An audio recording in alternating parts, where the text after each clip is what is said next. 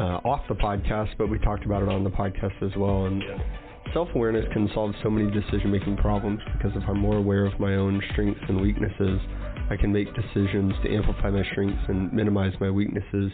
I know where my problems are.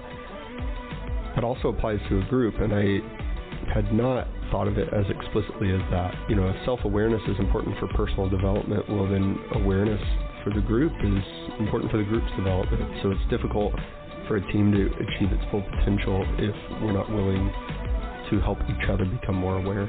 Yeah, that's a good point. Thanks for listening to this episode of Decidedly. I hope you learned something. I know I did. If you thought our show was 5-star worthy, please check us out on iTunes and give us a 5-star review. It really helps out a lot, helps people find our community and defeat bad decision making in their own lives. Check us out at decidedlypodcast.com and on Facebook and Instagram at Decidedly Podcast. Until next time, I'm Sanger Smith with Sean Smith. This is Decidedly.